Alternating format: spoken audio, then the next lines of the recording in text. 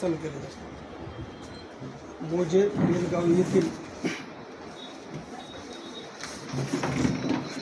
कोमल वसंत भांगे यांचा असा आरोप आहे की 1 नंबरची जी निवड आपण केलेले कॅन्डिडेटला सन 2022-23मध्ये 71% आपलं 72% गुण होते आणि आत्ताच्या 2025च्या निवड यादीमध्ये त्यांना 81.17% असं गुण भेटलेलं आहे.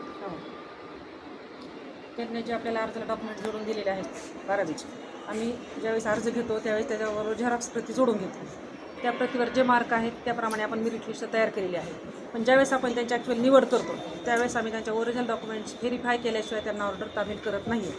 आणि तेच आक्षेपाची पूर्तता करण्यासाठी आपण 10 दिवस गाव पातळीवर आणि आपल्या कार्यालयामध्ये याद्या दाखवलेल्या आहेत.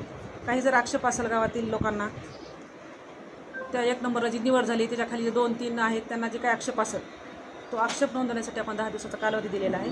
त्याची आपण शहानिशा करूनच त्यांना आपण ऑर्डर देणार, ओरिजिनल डॉक्युमेंट्स पाहूनच. भुले मनीषा भरत हे 3 नंबरचे कॅन्डिडेट असल्याच्या नंतर तर त्यांचं BEd झालेलं नसताना आपण त्यांना 2 गुण दिले. BEd न जर गुण असं काही करेक्शन असेल त्यांच्या रेकॉर्डला पाहून आम्ही त्याच्यामध्ये दुरुस्ती करून घेऊ. जर झालं असेल या अगोदर त्यांचं आपण रेकॉर्ड पाहिलं होतं का? त्यांच्या डॉक्युमेंट्स पाहून केलेलं आहे किंवा त्यात जर कॉम्प्युटर मिस्टेकने जर BEdला मार्क पडले असले त्यात दुरुस्त करण्यासाठी आपल्याला वेळ आहे. हे या निवड याद्या तयार करत असताना कम्प्युटर ऑपरेटर म्हणून माणूस तयार करतो की डायरेक्ट कम्प्युटर याद्या तयार करतो? नाही, माणूसच तयार करतो. माणूस चुकीचा पुतळा आहे. चूक झाली तर आपल्याला दुरुस्त करण्यासाठी 10 दिवसाचा कालावधी दिलेला आहे आपल्याला. दुसरं एक कॅन्डिडेटचं म्हणणं आहे की त्यांच्याकडं BEdच्या व्यतिरिक्त कृषी असे अनेक डिप्लोमे केलेले असताना त्याचे त्यांना गुण प्राप्त झालेले नाहीत. तर GRमध्ये बाकी डिप्लोमाला त्याला दिलेलं नाही. GRमध्ये काय सांगितलं, DEd झालं असेल, BEd असेल, पदवीधर असेल, त्याला मार्क दिलेला आहे. त्याप्रमाणे आपण त्यांना मार्क दिलेले असतात. जर एखाद्याने शैक्षणिक डॉक्युमेंट आपल्याकडं बोगस म्हणजे डुप्लिकेट जर दिलेले असेल त्या आधारे जर गुणवत्ता आपल्याकडून प्राप्त करत जर असेल, जर भविष्यामध्ये हे जर आपण सत्य पडताळणी जर केली आणि ते जर दोष आढळले तर आपण त्याच्यावर काही गुन्हे दाखल करणार आहात का? आपण त्याच्यावर नक्कीच कारवाई करणार. असं आपल्याला बोगस आढळून आपण नक्कीच कारवाई करणार. अशा केस तालुक्यातून एकूण किती ठिकाणी असं झालेलं आहे? फक्त पहिलंच कॅन्डिडेट आम्हाला असं बेलगावचं, ते पण प्रत्यक्षात त्यांचे ओरिजिनल डॉक्युमेंट्स आम्हाला पाहायला मिळाले नाही आहेत. आणखी त्यांना मी मागणी केलेली आहे नंबर 1ला, त्यांनी दिलेलं नाही आहेत. त्यात जर त्या सापडल्या तर नक्कीच आम्ही त्यांच्यावर कारवाई करणार. आजपर्यंतची जी निवड यादी आपण कशा आधारे आणि कशा ते ढकललेले आहेत? त्यांच्या शैक्षणिक याच्यावरच आपण निवड याद्या तयार केलेल्या आहे. ओरिजिनल डॉक्युमेंटवरून की झेरॉक्सवरून आधी केलेलं आहे. आणि ज्यावेळेस त्यांची निवड होईल त्यावेळेस आपण ओरिजिनल डॉक्युमेंट्स व्हेरीफाय करूनच त्यांची आपण ऑर्डर तामील. संबंधित कॅन्डिडेट जे आज जे तक्रार करतात त्यांनी आपल्याकडे काय हरकत नोंदवलेली आहे का? नाही, त्यांचा तक्रार अर्ज आलेला आहे. त्यांचा तक्रार अर्ज आपण निकाली काढणार आहेत 26 तारखेच्या नंतर. 26 तारीख लास्ट आहे उद्याची, त्यानंतर आपण निकाली काढणार. एकूण या भरती प्रक्रियेमध्ये तालुक्यातून किती तक्रारी अर्ज आपल्याकडे आजपर्यंत झालेले आहेत? तक्रारी अर्ज आपल्याकडे जास्त नाही आहेत. 10 ते 15 गावांचे अर्ज आहेत आणि नॉमिनल तक्रारी, जास्त काय सिरियस तक्रार फक्त बेलगावमध्येच जास्त तक्रारी आहेत, बाकी ठिकाणी तक्रारी नाही आहेत.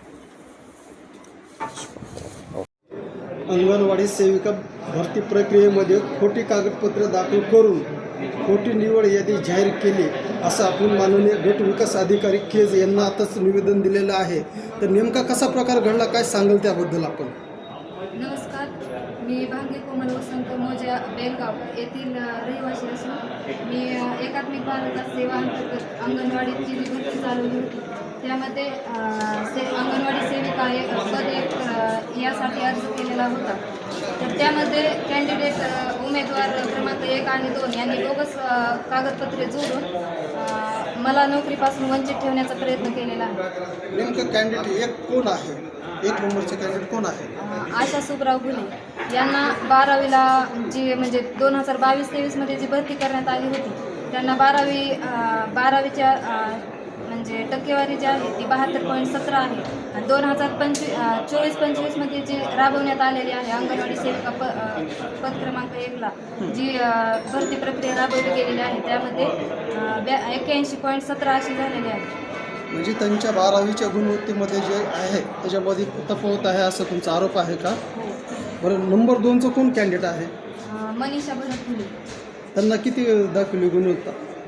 त्यांची 12वीची बरोबर आहे, परंतु त्यांचं B.Ed नसतानाही त्यांना B.Edचे मार्क देण्यात आलेले आहे. बरं, तुम्ही संबंधित कार्यालयाकडे आपण काय हरकत नोंदवली का या प्रकरणी? हो, मी ऑब्जेक्शन घेतलं होतं, परंतु मॅडम सरळ सांगतात की आमचं नजर चुकीनं हे गुण देण्यात आलेले आहे. नजर चुकीने झाला असं आहे का? आपले 12वीला काय शैक्षणिक गुणवत्ता आहे काय सांगाल? तर आपले डॉक्युमेंट असेल तर तुम्ही दाखवता का आमच्या कॅमेऱ्यासमोर? मला 12वीला 79.08 अशी टक्केवारी आहे. त्याच्यानंतरची गुणवत्ता काय काय आहे आपली? पदवीला 71.92% आहे. त्याच्यानंतर दाखवा. डिप्लोमा आहे. ह्याचे तर गुण मला देण्यातच आलेले नाहीत. ITI आणि डिप्लोमा माझे अदर क्वालिफिकेशन असतानाही मला एकही गुण देण्यात आलेला नाही. त्याच्यानंतर आणखी काय काय आहे आपलं शैक्षणिक डॉक्युमेंट? ITI झालेला आहे कोल्हापूर जिल्ह्यात शिरोळ तालुक्यामध्ये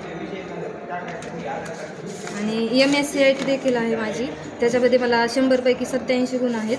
आणि हे यशवंतराव चव्हाण महाराष्ट्र ओपन युनिव्हर्सिटी नाशिकमध्ये मी 3rd इयरला फर्स्ट क्लासमध्ये उत्तीर्ण झालेले आहे. इतकी शैक्षणिक गुणवत्ता आपल्याकडे अन्य डॉक्युमेंट असताना हे आपल्याला कमी गुण दिलेत का संबंधित कार्यालयाच्या कर्मचारी अधिकाऱ्यांनी? हां, तर जर आपल्याला आपण तक्रार केलेली आहे, तक्रारीचं जर आपल्या बाजूने जर निकाल नाही जर लागला तर यापुढे जाऊन आपण कसा लढा देणार आहात? मला जर यावर योग्य ती कारवाई नाही केली तर मी आमरण उपोषण करणार.